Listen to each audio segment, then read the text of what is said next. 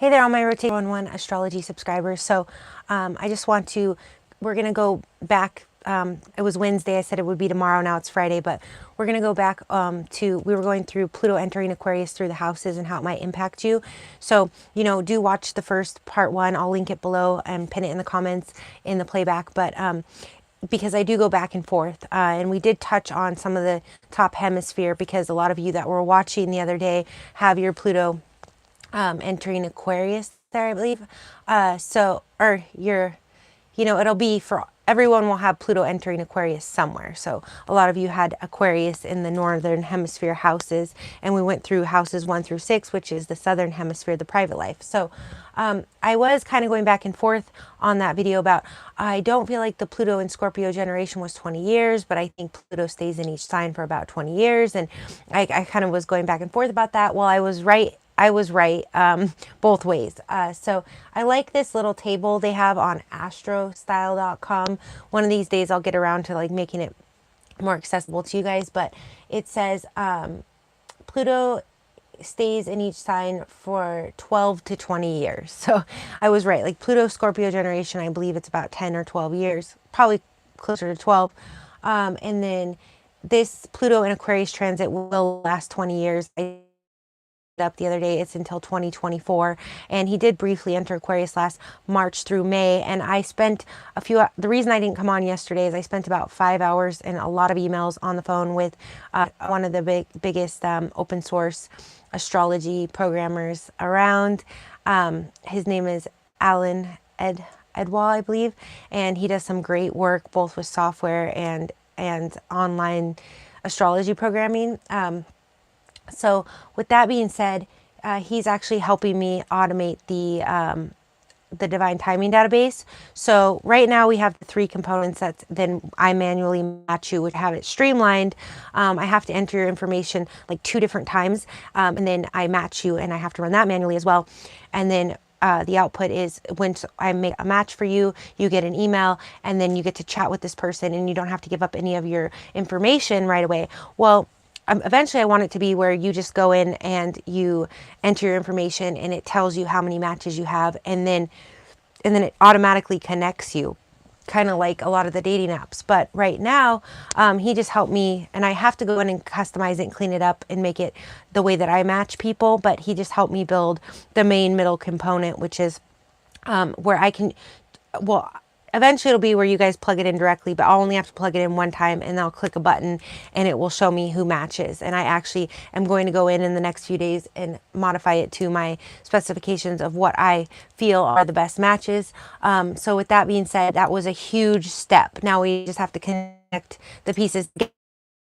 And soon when you enter Divine Timing Database, it will automatically let you know if you have any matches. So it won't be where you put sort of this deposit of $15 down and then wait on a match. It will be, I haven't quite figured it out yet how it's going, it's step by step, but this was a huge milestone and there's still a little bit of work to be done. Like I said, I have to go in there and make it match according to my theories. But I do feel like this may bring a lot more people in there. So do enter divinetimingdatabase.org if you are single and looking for your perfect astrological match and you're tired of dating a bunch of duds. All right.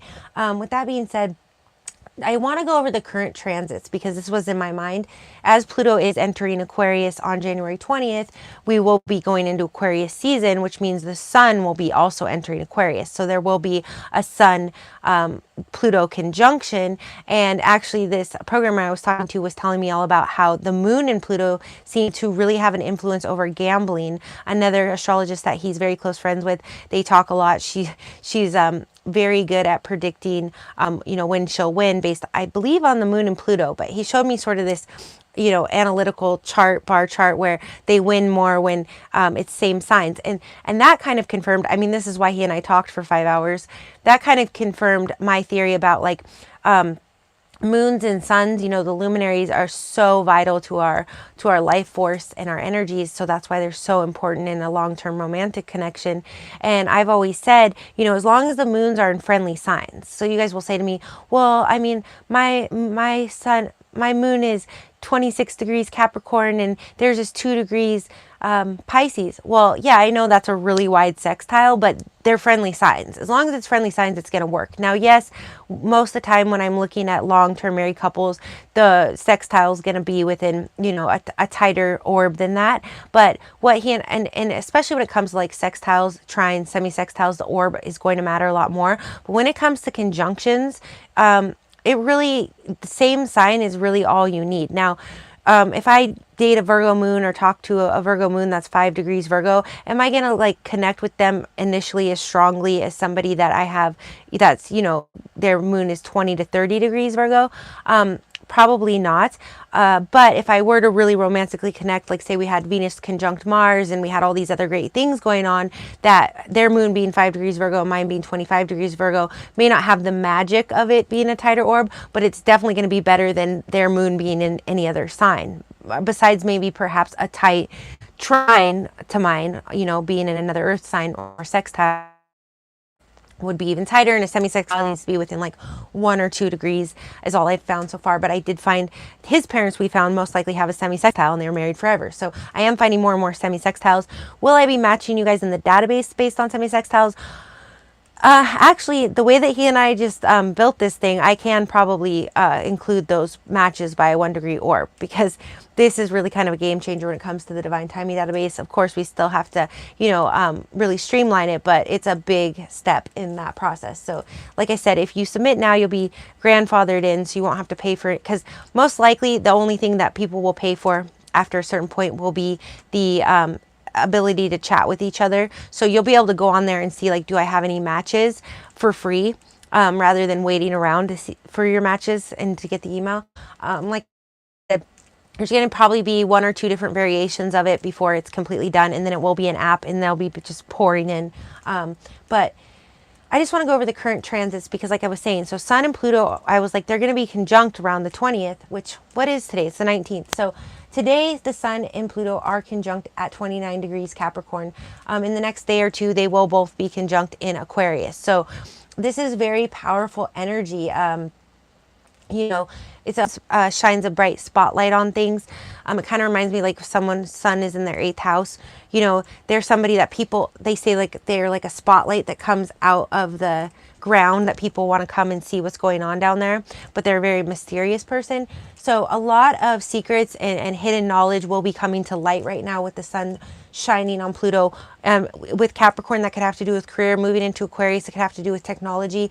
There could be major breakthroughs in technology happening just in the next week, okay, with this transit. Also, I'm seeing right now that Mars and Mercury are both in Capricorn, so they're kind of catching up to this. And the moon right now, GMT time, is 22 degrees Taurus, so it is trining the Sun and Pluto conjunction. So a lot of harmony there, especially if you have Earth in your chart. You might be feeling very grounded at this time. And then as we get thrust into this Aquarius season, just everything could get shaken up for you and feel quite erratic and unpredictable. So do be aware of that. If you don't have a lot of earth in your chart, I mean a lot of air in your chart, and you have a lot of earth, it could be quite a switch that happens for you in the coming days as we enter Aquarius season with Pluto and the Sun conjunct in Capricorn, moving in conjunct into Aquarius in the next 2 days. So at the end, you know, that will be sextiling. The North Node is 19 degrees Aries right now, but it is going backwards. So we'll be sextiling the North Node in Aries at, you know, within a 5 degree orb, about a 3 degree orb. So, oh, no. Oh, forgive me. I'm getting mixed up there. Okay. So with that being said, we're just going to go, I was talking about, and you know, I had thought about this. So we had ended at Pluto entering Aquarius into your 6th house. And I was reviewing it a little bit, what we talked about on Wednesday. And it was something I had said about one of the other houses that I was like, that would actually apply to the 6th house a lot. I think it was kind of like the 1st and 2nd house I was talking about when it comes to, you know, finances and your type of work that you do every day. For some of you, if you've worked somewhere, especially with Pluto being in Capricorn the last few years, if you've worked somewhere where like the technology is just extremely outdated and extremely frustrating, you may be with Pluto in a new spot of frustration in the 6th house, because now you're probably going to have where your work or career field is completely uprooted by Pluto, and that old system is just thrown to the trash, and maybe there has to be a bunch of information and data, which is, you know, Pluto has to do with research. He and I were talking about that, sort of like what has to do with data and research, Virgo, Pluto, Scorpio type stuff.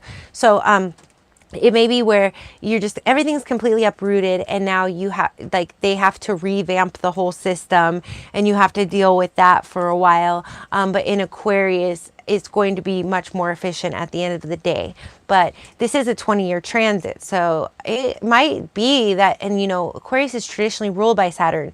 So going from that old dinosaur system in your daily work life, or just even in your own daily routines, the way you've been doing things and been stuck in, you might be forced. It's like, it's almost like kind of like the pandemic sake daily routine.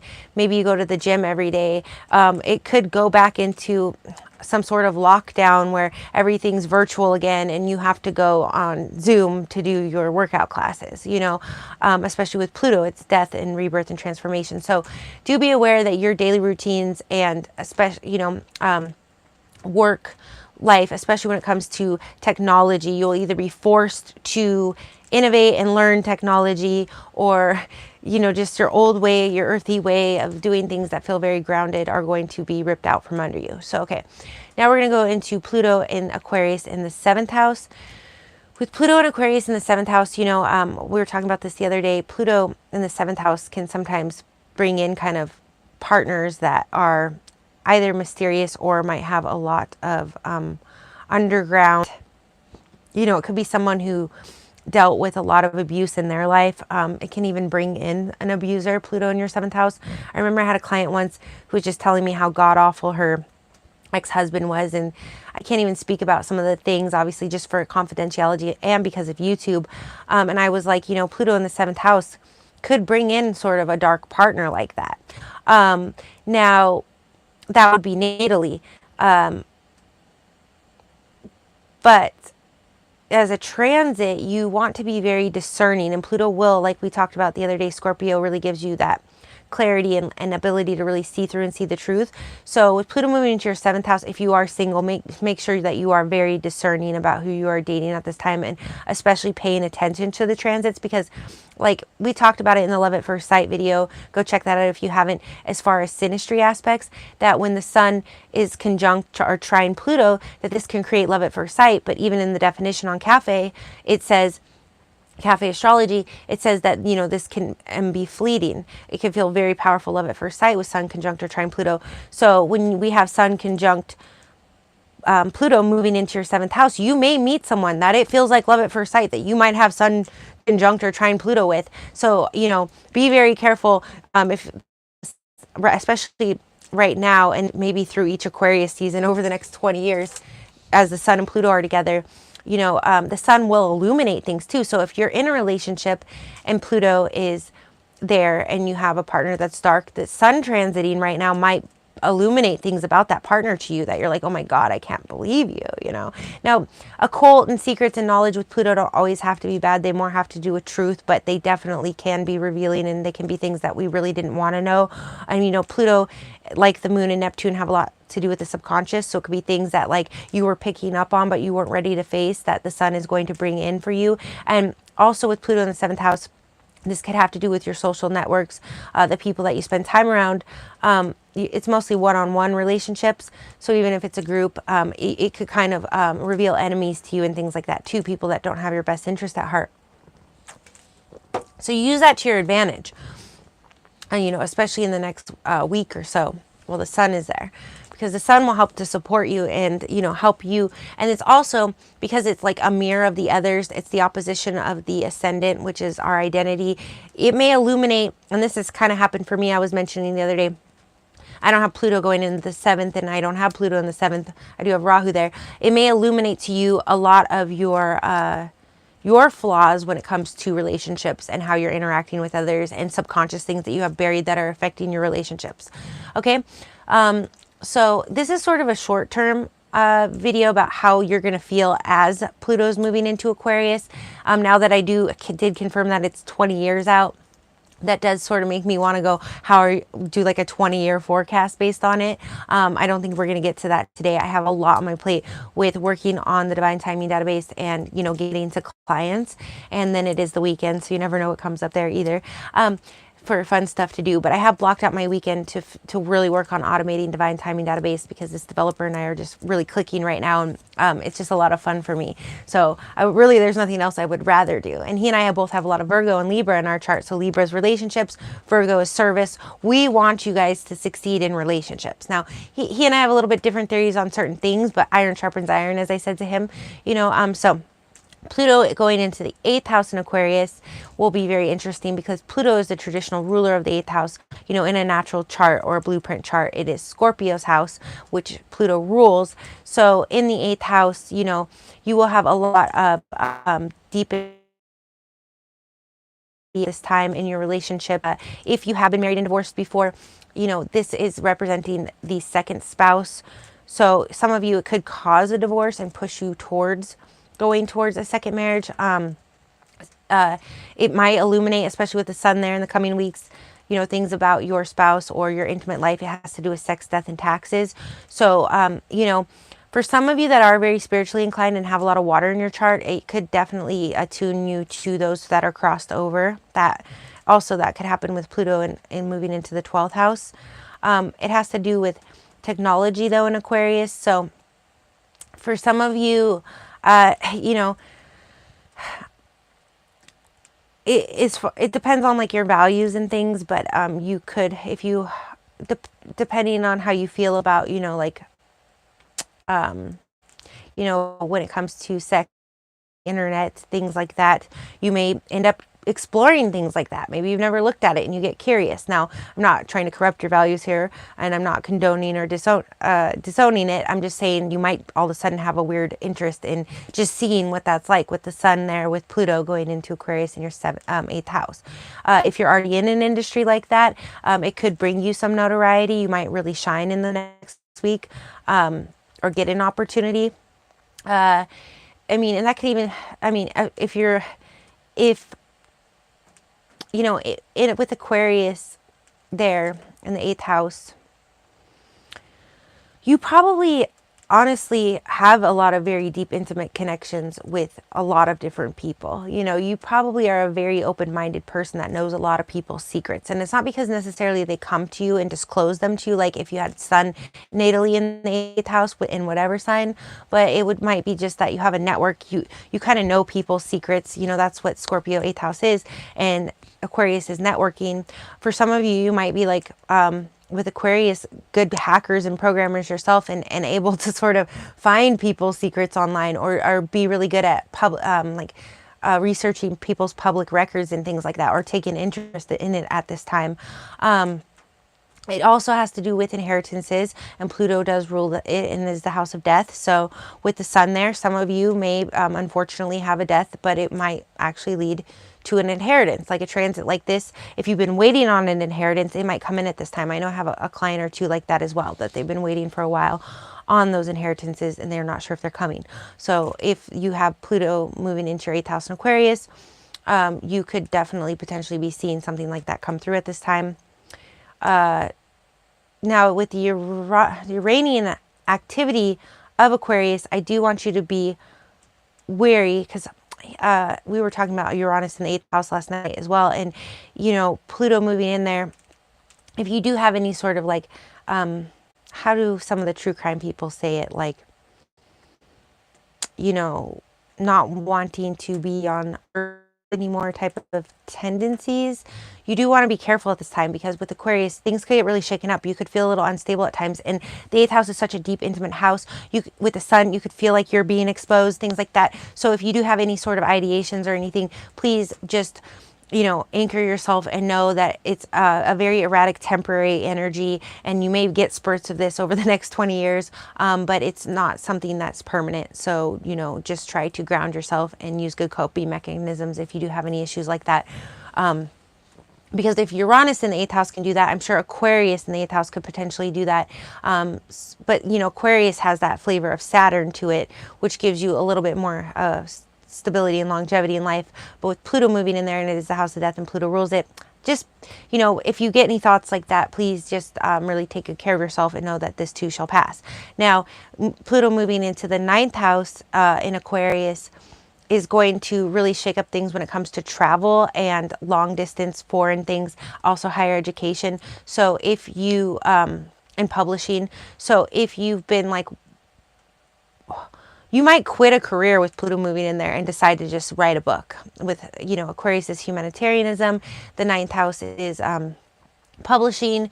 You literally could just, Aquarius is very unpredictable. You could just quit your job and hole up and write a book type of energy. But also, if you're not that much of a risk taker, it could be at this time that you decide to go back to school, or that you switch majors entirely. It could be that you switch religions, you know, that you do drop an old school religious philosophy for a new age type philosophy, which is very Aquarius. You know, that was another thing he and I had talked about, and I don't know if I mentioned in the video the other day because I have been pondering it. You know, Pluto rules the 8th house, the occult, knowledge and wisdom, and Aquarius rules humanity and that part of astrology. So if any two signs are most tied to astrology, it would be Scorpio and Pluto being the planet ruler, and Aquarius and Uranus. Okay. Now, Aries and Virgo seem to do really well with astrology as well, those energies. A lot of my clients that come to me that have Virgo moons like me are, they know their charts and stuff. Like, they just can't help but know all of that, like, analytical, scientific part of it. And they're trying to figure it out. Aries too seem to be really good readers, you know, tarot readers and stuff, and know their astrology fairly well. You know, because Aries is the divine wisdom. It's the father of all four keys in tarot. So, and it rules the head. So they do have a lot of like wisdom and insight, and their crown chakra is very tapped in, even though, you know, fire element isn't usually seen so much as intuitive as much as like the water element, but every element has their own, you know, intuition. I think water is easier to tap in because they really can't help it either way. So yeah, 9th house, you could also end up working remote, which I kind of mentioned with some of the other ones. You could also end up having to travel for work and remote back to your home base because of that Sagittarius travel energy. Your work could force you into a higher education field to help innovate their technology as well. You know, 9th house isn't as much to do with work, but you're definitely going to have some sort of traveling, higher education involved with technology that you are forced into at this time. A little bit of a shakeup for you. You know, Aquarius does sextile Sagittarius, traditionally fire and air. So, you know, 9th house in Aquarius is usually a generally pretty comfortable energy. So Pluto coming in there, you know, he's really going to make change for you. And those, you know, Aquarius and Sagittarius don't like to be, which is Sagittarius traditionally rules the 9th, don't like to be, you know, stuck. So Pluto at times may again kind of make you feel kind of stuck when he's kind of pulling you down and making you focus, but he's going to shake things up with Aquarius, and it's almost like an earthquake. And so you're going to feel, even though we're not dealing with any earth element there, you're going to feel like, oh my goodness, I just, or also when Jupiter moved into Sagittarius a few years ago, there were so many knowledge downloads for everyone in different areas. So it might be you're just sitting around and you're just figuring out so many things about humanity and higher ideals and philosophy, and maybe you never cared about any of that before, and you're just going to be having downloads with Pluto there. But it's going to be a little uncomfortable for you because it might be things that you never really thought too much about before, unless you have planets in there already. So going into the with Pluto there, this could definitely bring a big career change for you in the next 20 years. You might find in the coming weeks that you completely drop your career. And I know we've talked about this with the other placements, and that's why I suggest to watch all the way through. But you could, again, because Pluto deals with death, you could just be sick of it. You could have put the last 20 years of your life into a job or a career and decide in the next week, or it might take longer than that, but with the sun there, you might get an offer with the sun coming through, but you could decide in the next week to go a completely different route and invest the next 20 years of your life into a whole different career. If you have Pluto moving into Aquarius on your midheaven right now, which is the 10th house. Also, there could just be a lot of changes in your career. You could just switch companies, a company you've been with for 20 years. You could have You could also get a lot of power with Pluto. That's why, like, in the ninth house, it will make you travel. That's power, that's energy. So in the 10th house, you will have a lot more clarity and discernment. I attribute discernment a lot to Gemini and Mercury, but that can be sort of a chaotic energy. So Pluto is this very clear discernment. So I see you guys like popping in and out of here, but so in the 10th house, it's definitely going to bring changes in your career, whether that's the structure, which would be Capricorn, which is the traditional, ruler of the 10th house.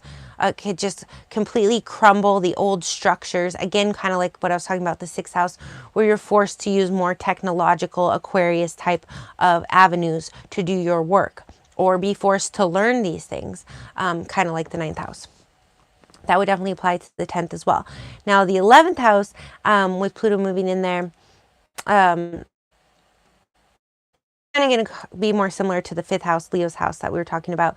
But, 11th house is higher ideals, humanity. It's Aquarius's traditional house. So if you have Aquarius in the 11th house, and I think we touched on this a little on Wednesday, that is, you have a natural chart. So Pluto moving in there, when you have a natural chart, of course you can have, squares and the planets can be a little messed up, but you have a really good blueprint and foundation for life. So life is generally, the areas of life are a little bit more they're more cohesive with how they should be, which eliminates a lot of variables. So I do find that people with natural charts generally overall, and nobody has an easy life. We all have our, our problems and our things that we're here, the path that we chose,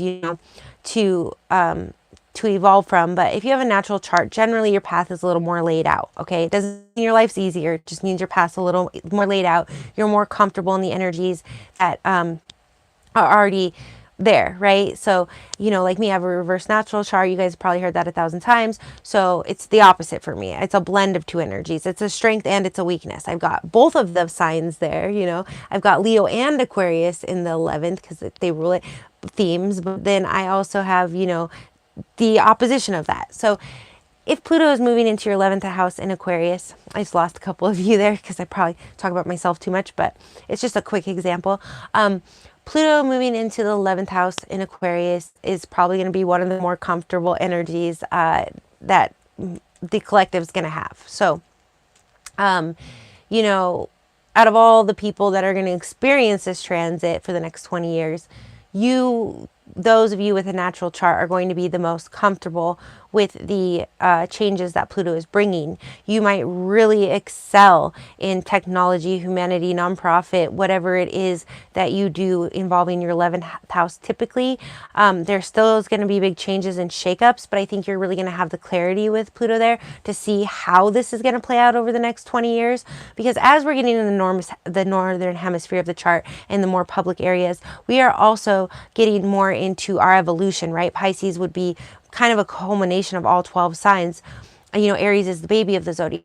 Now, there's, again, strengths and weaknesses to all of that. So I'm not saying that one's better than the other. But once you get to Pisces, you've kind of got all the pieces, kind of like having a natural chart. There's a little bit of a strength in that. You're an older soul, even though I don't believe in past lives, but I believe in, transitions of energy, and that, just like physics, energy and matter cannot be created or destroyed. So we existed before we came, and we'll exist in another state of being when we go.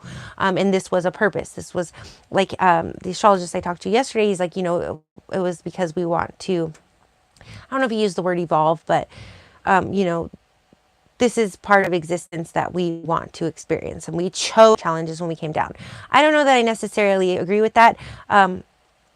Wholeheartedly, but I have heard that theory, like we choose our life before, and I always liked it. It's comforting. I would say that more as our soul evolved in the other states of being, and we were pushed through the veil into, the birth canal, that we, the time that we came out is a strong imprint on our evolution here. I don't know how much choice we had in the matter prior, but we're not meant to know that either. So, or if it's just a part of, like fate, and just all the pieces working together. Because that's another thing he and I talked about a lot yesterday, before I get into, more into the 11th and the 12th house here, is, now I just lost my train of thought, you guys. An astrologist can look at your asteroids, they can look at your main planets, they can look at your house system, and most of the time, and astrologists are different as far as what they're really good at telling patterns from. You know, even if, because he had talked a lot about hindsight and stuff, even if we do this previous, like to your life, and we predict your life outcome, which a lot of astrologists are great at predictions. That's what he was talking about with his friend in gambling. You know, not all of us are looking at hindsight. When we're looking at hindsight, it's more to collect data so that we can make better predictions, right? A really good astrologist is going to be able to do both. But all of us have our areas of expertise and illumination. But any astrologist could look at your life beforehand and say, okay, your fifth house is packed, you're going to have a lot of children, and you are probably going to have a lot of children. Now, if your fifth house is empty, we're going to tell you you're going to have to find a partner that overlays planets into your fifth house for you to have children. Okay, most likely. So with that being said, we can all tell you that ahead of time. Like when you're 5, we can predict, you know, approximately how many children you will have and such. So with that being said, we all do that off the 5th house, but there are astrologists that can do that off the asteroids or the name asteroids and not even look at your 5th house and come up with the same conclusions. So I guess the reason I went off on that tangent is in regards to Pluto entering Aquarius, is that, or is as far as our imprint, man, I should cut this out because this is like just another fruitful, is, you know, if that's sort of written in many different ways, it's because it's for the highest good. It's, you know, everything is interconnected. Every single piece of matter matters to every other thing. You know, it's also like quantum physics, you know, if one particle is affected, the other moves. So there's a reason. So I don't know that we chose our destiny so much, what I'm trying to say, although it is possible and it could just be a part of that grander wheel. But it's a, you know, everything, this little spoke changes. We might think that we changed that, like law of observation, like Einstein, and then everything else changed. Or it could be we didn't have any control. We had to change that so everything else could fall into place, or everything else falling into place forced us into making that decision. So it really kind of goes back to the you know, the oldest debate of time, which is nature versus nurture, you know, how much, you know, free will versus divine will and things like that. But everything is always in harmony and balance. So that is very much Pisces moving, or Pluto moving into the 12th house in Aquarius, Pisces house, Neptune ruled traditionally. You're going to, just anytime you have Pluto moving into your 12th house, no matter what sign he's in, going to have heightened psychic abilities and insight and knowledge into the collective unconscious. So you might find, especially if you already are a tarot reader into astrology, that your perception and your vision and your clarity on that, your ability to see things and the bigger picture, is going to be extremely powerful over the next 20 years. So like, say you're dabbling in astrology right now and you've just taken an interest when it was in the 11th house and it's something you've always been curious about. With Pluto moving into your 12th house in Aquarius, you might all of a sudden be very good at astrology and tarot. 11th or 12th could bring that. 11th or 12th could also bring a lot of clients to you if that is something that you're good at, with Pluto in the 11th or 12th in Aquarius transiting. It really could heighten, Pluto in the 11th will heighten just your ability to read humanity and people and the bigger picture of things, especially when it comes to like peace and war and all those things as well, which is a little bit of 9th house too. The greater good, you're just really going to understand. So if you kind of work on a more micro scale, like say you just work a very basic desk job, nothing wrong with that, and Pluto is moving into your 11th house, you're just going to find that you're going to have a lot more deep and meaningful connections, and you may have to cut a lot of connections out and go for people that you feel really are about the highest good of humanity. Now, moving into the 12th a little bit more, and then we'll wrap it up here, because I just see you guys popping in and out and in and out, and I don't know if that's because my energy is a little chaotic right now. You know, my 5th house is Aquarius, so it'll be really fun next month. I'm real curious to see how Pluto affects that, but he won't actually get in my 5th house for the next 2 years, as I told you guys. So with that being said, Pluto moving into the 12th house in Aquarius. Your 12th house is the collective unconscious. 11th house is humanity. You might actually feel a lot of the pain of humanity, like death and things like that might start to affect you more as well. You might not just be able to read better if you are into tarot and astrology and the esoteric, but you might actually feel a lot of the pain that people go through. you know, Pisces is one of the more empathetic signs. That's the 12th house's traditional ruler. So, you know, I would say if you're not tapped in or awake at all, Pluto moving into your 12th house in Aquarius, you're going to be wide awake. You aren't going to be able to sleep with the buzzing of Uranus and Pluto activating that. Yeah, you're going to be, especially if you don't already have any planets in there natally, watch out for a lot of dark nights of the soul with Pluto in Aquarius in the 12th house. I think I might have just said 11th a couple times in the last 30 seconds. I know I was going back and forth, but I'm talking 12th here. Also, again, kind of like the 8th house, you know, do be mindful of any ideation that you might have about crossing over. Rather tap into it and explore it from this state of being than, you know, getting erratic and making any erratic decisions. Because just remember, everything is temporary.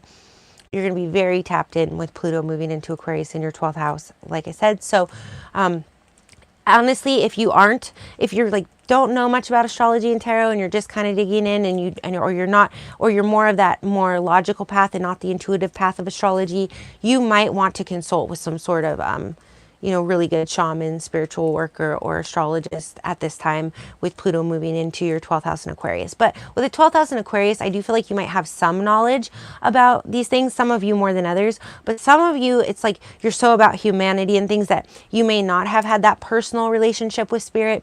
You're definitely going to be having more of that. So you might want to seek counsel if it feels like as Pluto moves into your 12th house that, you know, you can't sleep at night because you're just having all this insight and downloads, and it could be quite overwhelming if you, again, don't have any natal planets there and haven't explored before.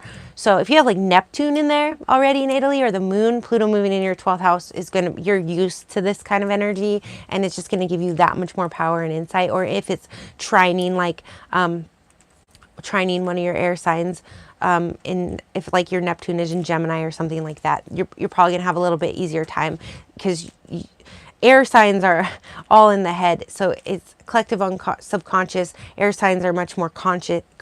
It's going to be an interesting thing. I would love to hear about it. So if you watch this in the playback, write some comments about your experiences, what you think is going to come for you. Maybe in the next couple of years, I'll do like a long long forecast on the next 20 years for each Pluto in each house. But I just wanted to quickly tell you guys what's coming up, what you're going to be feeling, the changes that are going to be happening as Pluto enters Aquarius with the sun in the next couple of days. And as far as astrology and innovation, you know, co-star and things like that, you just wait and see, you guys, because Pluto rules occult knowledge and astrology. Aquarius rules the humanity of astrology.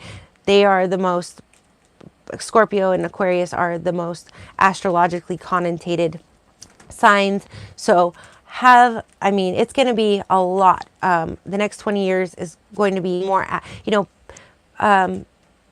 Neptune has been in Pisces for the last several years and all.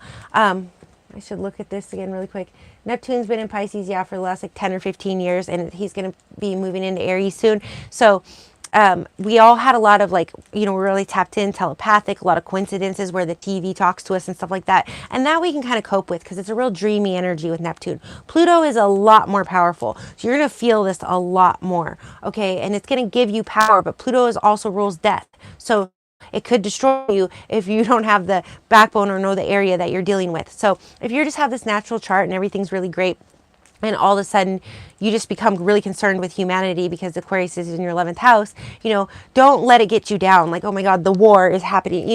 You've got to use this energy to your advantage. That's what astrology is for. So this is all I can fit. I see some of you are actually in here now. I really got to get back to the Divine Timing Database. It's pretty amazing what's coming up for it. I mean, it's already up and running, divinetimingdatabase.org. So if you're single and you want to find your perfect astrological match and you don't want to wait around anymore, I really highly suggest that you submit. You get grandfathered in for the fee that's on there now. And then, you'll get to use all the other features in the future for free once those are monetized. And also, you're kind of planting a seed for your own love life and for humanity to have better relationships and a lower divorce rate. I know I sound Aquarian right now, but we are entering the age of Aquarius, and I do believe this is the precipice of it, divine timing, right? So, enter the Divine Timing Database and stay tuned because big things are coming with it. like I told you guys, we've got the part down where you submit, and we got the part down where you get to chat, and then in between I was doing it all manually. Well, that component is coming together now. I've got to just go in there and tweak it a little bit in the coming days, and then eventually it'll be, you just click the button and it tells you how many matches you have in there. So I'm really excited for that. That's what I'm working towards. And so yeah, I got to get in there and go modify all of the data, and it's really fun for me, especially with all this Aquarius energy coming in. Oh, and that was, I think I kind of touched on this. I'll just say this one last part. When I had I've been working on this project for 5 or 6 years now, actually, as soon as I got the downloads about the synastry aspects and deal breakers and all of that.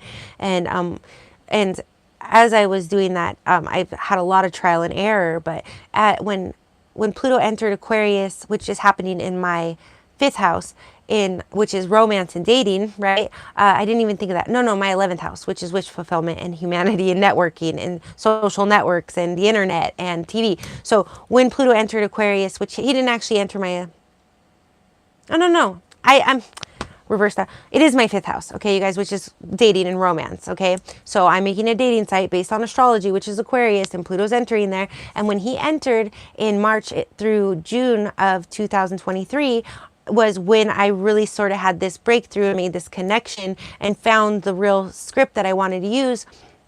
And I'd already been playing with this stuff for 5 years, okay, you guys? And so I had to put that on the back burner. Come June, my whole life got flipped upside down and turned around. Had to change my whole foundation around. Pluto went back into Capricorn on my IC, changed my whole living environment around, a temporary shakeup. And now, as he's moving back into Aquarius within days, because I started it up like within days of him entering Aquarius in March, I found this connection. I'm reconnecting with this person, and we're just hitting it off so much more, this programmer. So big things coming, not just for me, but for the collective. Aquarius is the collective. The 12th house is the collective unconscious. The 11th house, Aquarius' house, is the collective. So get ready, you guys. I'm really excited about it.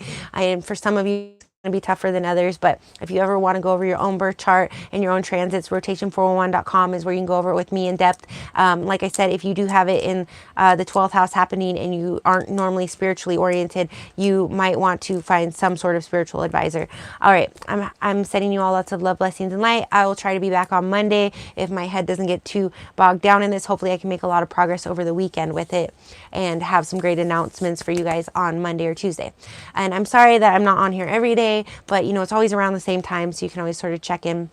I try to schedule it ahead a few hours at least if I know I'm going to be able to pop on. But anyways, so I'm sending you all lots of love, blessings, and light as always. Thank you for joining me, those of you that were here, and I'll see the rest of you all on the playback.